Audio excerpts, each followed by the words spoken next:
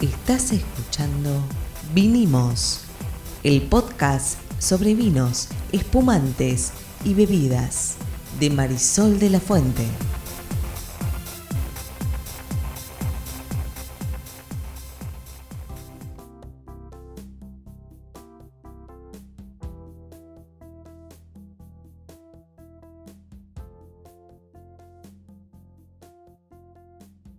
Buenas, mi nombre es Marisol de la Fuente y soy Sol Sommelier. Y yo soy Ariel Torres, soy el que hace las preguntas del que no sabe en este podcast. ¿De qué vamos a hablar hoy? Me acuerdo que íbamos a hablar de algo, pero no me acuerdo de qué íbamos a hablar. Me acuerdo que íbamos a hablar de algo, pero no me acuerdo el tema. Vamos a hablar de las diferencias y similitudes entre un enólogo, un ingeniero agrónomo y un sommelier. Ok, me parece bien. Porque son tres actividades, aunque parezcan muy parecidas, que son diferentes. Que suelen confundirse, además. Sí, además es muy común que se confundan, por eso me pareció interesante poder diferenciar. Primero porque son tres actividades distintas, segundo porque así vas a comprender mejor cuál es el alcance de cada uno y por qué cada uno habla como con algún lenguaje diferente, podríamos decir. Ok, ¿por dónde arrancamos? Yo diría que sí, ya que vamos a hablar de vitivinicultura, arranquemos por el campo. ¿Qué pasa con el campo? En el campo tenemos las plantas. ¿Quién se va a ocupar de las plantas? El ingeniero agrónomo, obviamente. El ingeniero agrónomo, exactamente, que es la persona que estudió y está formada para entender el suelo, el clima, las necesidades de esa planta, el estado de esa planta, si tiene que hacer alguna acción en el viñedo para ayudarle en su crecimiento o no, cómo la tiene que cuidar, cuánto la tiene que regar, y es decir, todas las cuestiones que tienen que ver con el desarrollo y crecimiento de esa planta y de todo su ciclo. Cuando estamos en invierno, protegerla del frío extremo, de las heladas. En primavera, ver qué está pasando, si viene un viento que puede hacer un corrimiento o no, si está brotando o no está brotando, si las plantas están vivas, si pasaron el invierno, y por supuesto todo el proceso que acompaña hasta el momento de la vendimia. Así es, un ingeniero agrónomo es un ingeniero, así que estudió, entre otras cosas, matemática y física. Se toma en serio esto que por ahí uno lo hace intuitivamente en el jardín, pero lo hace de una manera orgánica, programática, lo estudió, puede predecir lo que va a pasar de acuerdo con cada acción. Y además, en el caso particular de la vid, muy a pesar de que la vid es muy resistente, se la suele plantar en climas que son extremos, digamos, porque es cuando da mejor vino, además. De hecho, vos decías lo del jardín, ¿no? Y por ejemplo, nosotros acá en nuestro jardín vemos que hay algunas plantas que crecen más y otras que crecen menos. Nuestro jardín tiene un suelo ácido, por eso, por ejemplo, para el perejil yo lo que dejé fue una planta que semillara, como se dice, dejó caer sus propias semillas y ahora está todo el jardín lleno de perejil. No hace falta plantar perejil si el suelo es ácido. Bueno, esto es un ejemplo de los miles que un ingeniero agrónomo, entre otras cosas, conoce. No, y de hecho va a estar muy de cerca mirando también las características, como vos acabas de decir, del suelo. Y ahí aparecen cosas como la calicata, esos pozos que se hacen entre las hileras de la vid para ver los cortes de suelo y entender por qué estas plantas que están en un lugar reaccionan de una manera y con los mismos cuidados otras plantas que están a 100 metros reaccionan de otra manera. Bueno, tiene que ver con el sustrato, con lo que hay en el suelo. Bueno, va a haber que cuidarlas distintas, va a haber que protegerlas de una manera distinta. Bueno, todo eso es el trabajo del ingeniero agrónomo. Uh-huh. Ahora, una vez que tenemos las uvas y que tenemos los frutos, entra el enólogo. Ahora, el ingeniero agrónomo, yo me imagino, se ocupa también de lo que concierne a la vendimia. Sí, claro, exactamente. O sea, también cómo se saca, aparte de cómo se poda y cómo se conduce la planta y todo el rollo ese, además debe estar involucrado en el tema de cómo se cosecha. Ahí supongo que el enólogo también tiene una parte, creo que es una zona donde posiblemente se solapen las funciones, ahora nos los vas a contar, pero no es que terminen que la planta ya dio fruta y está bien y él se va a su casa. Tiene que ver con la vendimia también. No, pero está bueno, vos dijiste un par de cosas que muchas veces no se hablan, que tienen que ver con sistemas de conducción. ¿Cuál se elige y por qué? ¿Lo quiero un espaldero alto o bajo? Va a depender del frío, va a depender del la radiación solar. De la radiación solar. voy a usar, con qué orientación voy a poner las plantas, todo el tema de remover los suelos para evitar compactación y que la planta esté aireada, decidir, vamos a dejar gramíneas que crezcan o no, o vamos a sacar todo, vamos a hacer un cultivo orgánico o no. Bueno, todos esos elementos tienen que ver un poco con ese foco que es el cuidado de la planta en el viñedo. Uh-huh. Y decías recién que se solapaba con el enólogo. La verdad es que hay mucho ingeniero agrónomo que es enólogo también, ¿sí? Está bien, pero eso es otra cuestión. Vos podés tener, también podés ser ceramista y bailarín clásico. Lo que estoy diciendo es que hay un punto en el que si vos querés hacer, por ejemplo, fermentación carbónica, creo que se llama. Maceración carbónica. Maceración carbónica, vos tenés que pedir que no rompan la uva, que tiene que estar el racimo entero, es así. Bueno, no, hay maneras de cosechar la uva distintas para cada clase de vino que vas a hacer. En algunos casos se hace con máquina, en otros casos se hace a mano. Eso te lo tiene que pedir el enólogo. El enólogo es el que sabe cómo necesita la uva. Claro. Ahí es donde digo que se solapa. Sí, totalmente. Si además hizo las dos carreras, es un asunto aparte, es una cuestión de cómo lo calificamos al tipo. Pero lo que digo es que hay funciones y la función del agrónomo termina en un lugar en el que se solapa, yo creo, no lo sé, decímelo vos, con el trabajo del enólogo, que es ¿cuál? Que es tomar esa fruta, como vos bien decías, hacer un tipo de cosecha dependiendo de lo que vaya a hacer, manual o a máquina, y entrar en el proceso productivo, que es lo que pasa dentro de la bodega, que la bodega no es más ni menos que el edificio, el galpón, donde están los tanques, donde están las prensas, donde ocurre la fermentación y el proceso productivo, que es todo otro gran capítulo, porque obvio que el enólogo camina al campo y prueba las uvas para poder saber si llegaron a la maduración correcta y si tienen la cantidad de azúcar necesaria para obtener el alcohol que queremos obtener.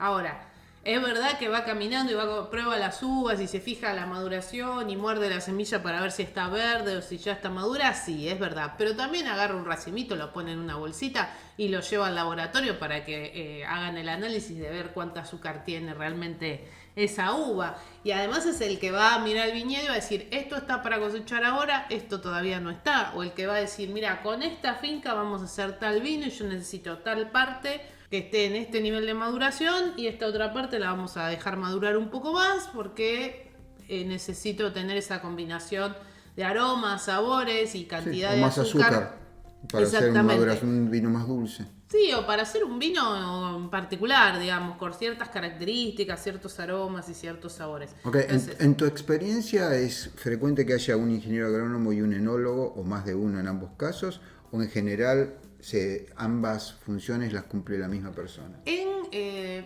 general tenés los dos. Ahora, si la bodega es muy pequeñita, bueno, tenés uno que hace las dos cosas. No, yo digo en general, quiere decir que en una plantación más o menos grande, una bodega promedio, hay lugar para dos personas ahí trabajando. Sí, siempre tenés agrónomo y enólogo y trabajan juntos. Y, a ver, no es que el agrónomo se mete a la bodega a hacer vino y el enólogo se mete a ver si puso esto o aquello. Se supone que no, salvo que se lleven juntos. Está bien. El enólogo en última instancia es el tipo que diseña un vino, ¿o me equivoco? Es el que define cómo se va a hacer un vino. Podríamos hablar de diseño si estamos hablando de un blend, por ejemplo, pero en líneas generales es el que define en qué punto necesita las uvas para hacer determinados vinos que va a hacer esa bodega.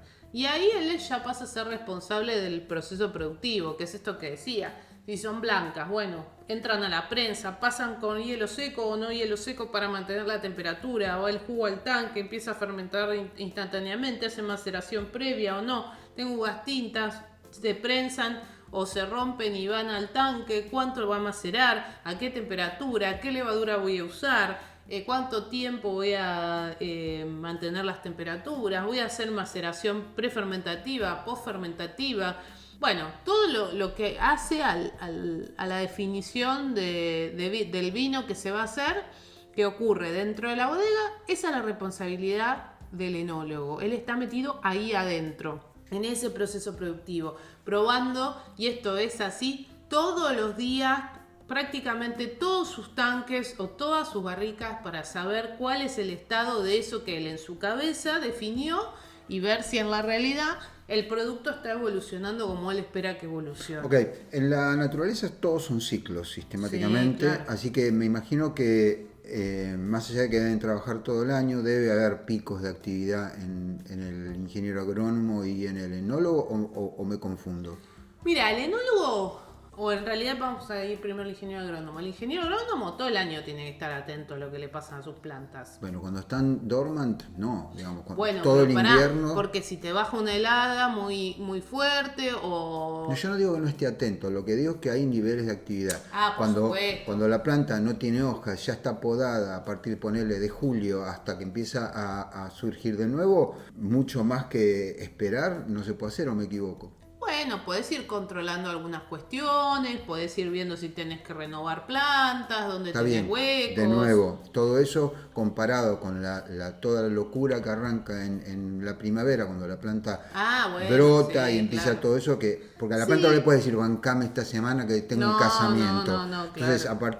yo lo sé insisto, en un punto todos los que tenemos un jardín pasamos por lo mismo. Hay un periodo en el que medio lo miras de afuera, te bancás algunas cosas y tal, pero después viene la locura en la que vos tenés que ir detrás del ciclo y sin poder parar. Sí, Digamos, claro. una semana que caíste en cama y si nadie te regó las plantas en verano, chau. Sí. Bueno, con el enólogo debe ocurrir más o menos lo mismo. Sí, en el agrónomo y tenés las podas en seco del invierno, tenés las podas en verde de diciembre, tenés los controles, tenés estar viendo el tema de enfermedades. Obviamente cuando llega la vendimia, ahí es para todos los que están en la bodega la parte de mayor actividad. Las plagas, hay que estar atento todo el tiempo. Y el agua, obviamente. Temas porque de agua, etcétera. en los lugares donde el agua escasea, ahí tenés que tener un nivel de capacidad de administración enorme. Por supuesto, para el enólogo su pico es cuando empieza la vendimia hasta que termina y algunos meses después. ¿Por qué? Porque tiene que estar, además de que vendimia y la fruta no espera, tiene que estar calculando qué capacidad tiene. Y mucho menos espera todavía la uva, quiero decir esto. Sí, claro. Vuelvo un poquito para atrás. Hay algunas frutas que sí te esperan un poco, otras que no. La manzana te puede esperar un poco, pero la uva, así como salió de la planta, ya empieza a fermentar sola. Si se rompe, sí.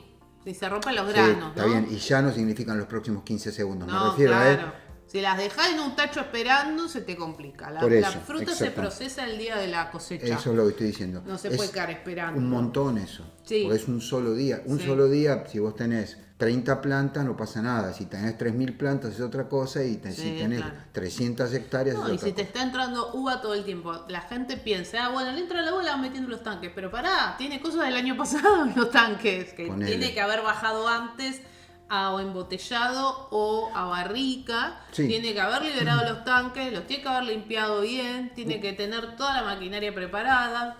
Una aclaración acá, estamos hablando del ingeniero agrónomo y el enólogo, pues son los personajes más conocidos de esta telenovela, pero en realidad hay un montón de gente que trabaja con ellos. Sí, o sea, no es que el ingeniero agrónomo le dice al enólogo, limpiame los tanques porque viene la uva. O sea, hay, digamos, todo esto está coordinado, etcétera.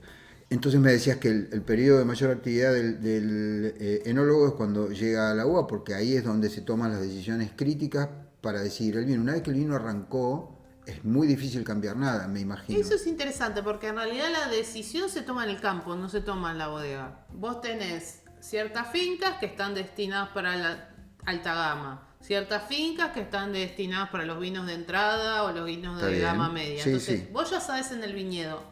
Pero mirá qué interesante.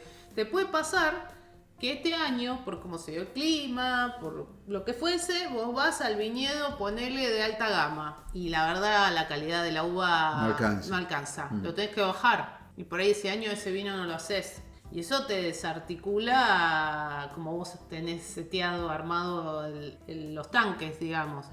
O te puede pasar al revés. Que una uva que en general usás para un vino digamos de la gama media salió tan buena que lo puedes subir. Entonces todo eso ocurre en el campo en realidad. Cuando la uva llega, el enólogo con todo su equipo, más todo lo que dije de que hay gente de laboratorio y demás, tiene que hacer lugar, dejar limpio, ir metiendo, calcular para ver cuándo le llega la fruta nueva para que esté todo funcionando. La uva blanca no te puede esperar, es así que es todavía más rápida de empezar a oxidarse. Eso va a prensa, con hielo, mantener la temperatura baja. Piensen que la vendimia se está haciendo con 1.000.000 de grados de temperatura Además, en el claro. aire, digamos. Entonces, es muy interesante ver cómo se prensa y se pasa y muchos usan hielo seco para mantener la temperatura hasta que llega al tanque y empieza el proceso. Bueno, todo ese mundo es el enólogo, que cuando terminó de entrar la última uva, además a la vez está controlando cómo está fermentando todo eso. Está bien, pero la pregunta, vuelvo para atrás un poquito, o voy para adelante en realidad. ¿Yo me equivoco o una vez que el vino despegó, como si fuera un cohete que va a la luna, una vez que el vino despegó y ya está el jugo ese en el tanque y es esa uva, etcétera, etcétera, ya no se puede modificar mucho más? Bueno, vos tenés que... ¿O sí? Vos tenés que hacer control de temperatura. Una cosa es control, otra cosa es modificar. Vos podés cagarla, quiero decir, Claro. pero no la podés... Si vos decís, mira, este vino es así, asá y de esta otra manera, y ya mucho más. Vos no le podés agregar nada, no le podés quitar nada, podés controlar la temperatura pero tenés y nada que más. controlar el proceso. El proceso hay Esto que sí, controlarlo. está bien, porque a veces vos decís, o el enólogo dice, bueno, va a tardar, esto te tarda 20 días hasta que termina. Y por ahí pasa algo y tarda menos. Entonces tiene que estar encima, viendo cómo está. No y ahí digo- dice, no, che, vamos a descubemos antes, porque ya está. ¿Qué es descubar? Sacar el sólido, separar líquido, remontarlo a otro tanque y dejarlo en el tanque, por ejemplo. ¿Cuánto tiempo tarda un vino desde que arrancas desde la vendimia hasta que está listo para vender? Depende del vino. Un Ahora, vino un vino promedio. joven Sí. de masivo, ponele que dependiendo del vino puedes tener entre 15 y 30 días de fermentación, más todos los procesos posteriores de filtrado. En general, ponele en la Argentina, nosotros tenemos vendimia de febrero a abril. Lo más fuerte en general está alrededor de marzo. En septiembre tenés vino del año. De hecho, en septiembre empiezan a salir al mercado todos los rosados de ese año.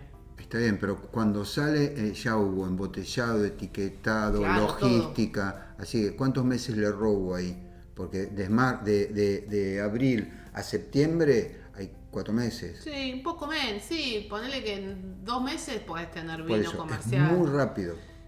El vino joven, rápido, etcétera, sí. Después está, eso es lo que sucede técnicamente. Después Quiero está decir, la a realidad. ver, lo que te quería preguntar es, el vino no se puede corregir una vez que lo lanzaste. No hay manera de corregir. Vos podés corregir un montón de cosas hoy en el mundo, en los procesos productivos, pero el vino es muy difícil de corregir. Hay alguna cosita que puedes hacer. Alguna cosita, La pero... acidez, le agregás tartárico. Está bien, por ese eso. tipo de cosas. Sí, está bien, un poco, pero una de las cosas notables de la industria del vino es precisamente el nivel de riesgo con el que juegan. Si la cagaste, la cagaste. Por eso sí, Eso es no- lo que digo, no es hay- un tanque perdido. Por Bueno. el motivo que sea. Bueno, entonces, como te decía, durante todo ese periodo es el periodo, por supuesto, más activo. Y después, ¿qué pasa el resto del año hasta que vuelve a arrancar? Bueno, el enólogo está probando sus vinos todo el tiempo y evaluando cómo evolucionan todo el tiempo. Lo que está en tanque, lo que está en barrica, en qué momento hay que cortar, en qué momento hay que sacar de tanque y llevar a otro tanque, o en qué momento hay que bajar de tanque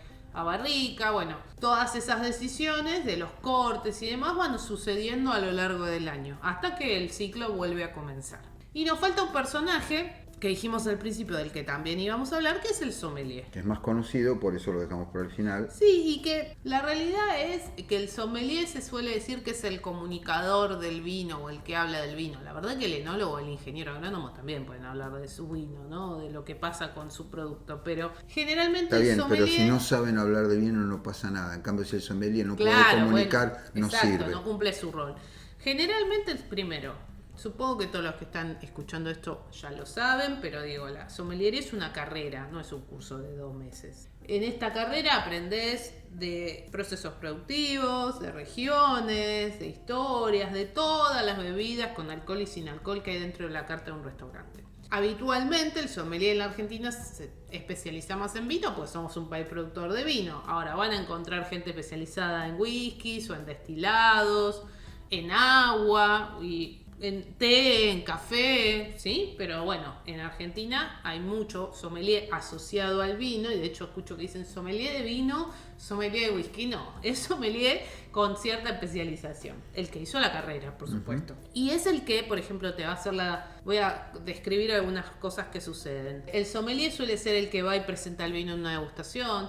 suele ser el que está en el restaurante y es el que guía al comensal o le recomienda al comensal qué selección de vino hacer para esos platos que va a elegir. Es el que elige o define la carta de un restaurante de vinos y es el que cuida de la cava y de la actualización del stock de esa cava. También puede ser un representante o gran embajador o barra comercial de una bodega, porque se supone que es el que sabe hablar y vender el vino. Por supuesto tiene que conocer la bodega, el lugar, proceso productivo, la ficha técnica, etc. Pero después hay funciones dentro de la bodega, para continuar con esto que decíamos del campo, la bodega y el sommelier, que es la recepción de gente en la bodega y las degustaciones en la bodega. Muchos son los que hacen las contraetiquetas, exacto, de los vinos, donde hay alguna descripción, que esas descripciones suelen estar tomadas de la ficha técnica. Si se fijan, ayer en un curso que daba me preguntaban de dónde sacan las fichas técnicas. La mayoría de las bodegas la tienen en su sitio web. Vos vas a la sección de vinos, hay algo que te explica el vino y generalmente tiene un botón o un link o lo que sea que dice descargar la ficha técnica. Y es un PDF que en general es de una página con todas las características técnicas del producto. No hay ninguna información oculta, digamos. Cualquier persona podría entrar y ver una ficha técnica.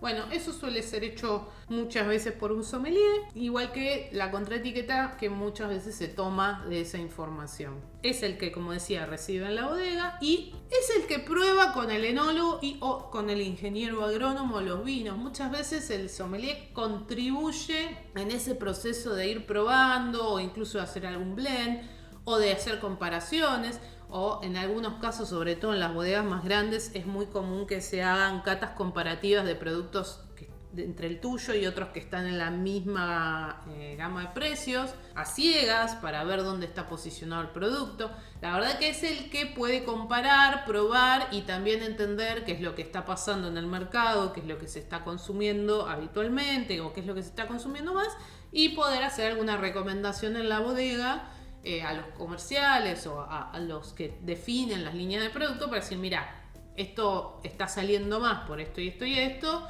es más difícil por esto y esto y esto. Entonces cumple un rol ahí, sí, de comunicador barra vendedor, como lo quieran pensar, digamos, de vender el producto en términos de contarlo o de venderlo realmente. Suele ser el que representa muchas veces a una bodega en una feria, sea nacional o internacional, y suele ser también el que conoce y puede contar la historia de una manera simple y adecuada para un consumidor que no sabe nada, que es básicamente lo que hago yo todo el tiempo. Sí, yo lo asocio en general al sommelier con una palabra que se usa normalmente en inglés, yo prefiero usarla en español, que es mercadeo o marketing. Es un poco la pata de comunicación y marketing de una bodega, pero con un adicional que no se da en el marketing de las grandes compañías de otras cosas, que es que un sommelier puede ser un electrón libre, puede ser sommelier y ya, y es sommelier de todos los vinos en un restaurante, por ejemplo. Sí, claro. Pero independientemente de que pueda contribuir con el diseño del vino, hablando con el enólogo, porque yo sigo pensando, a pesar de que vos lo negás, pero yo sigo pensando que los sommeliers deben tener un superpoder, que yo reconozco no tener, que es poder asociar un descriptor aromático con una palabra. En mi cabeza eso no funciona, en tu cabeza sí. Creo que eso es algo que algunas personas pueden hacer y otras no, y si vos tenés eso, entonces podés contribuir mucho al diseño de un vino, porque por ahí el enólogo tiene ese superpoder, por ahí no lo tiene. Sí, a veces en general lo tienen, esta capacidad o este entrenamiento para poder identificar aromas, sabores, etc. Pero bueno, a ver, el sommelier, está bueno esto que vos decís, porque yo lo describí como muy genérico. Tenés sommeliers que son parte de la bodega, así como tenés el ingeniero agrónomo, el enólogo y el sommelier.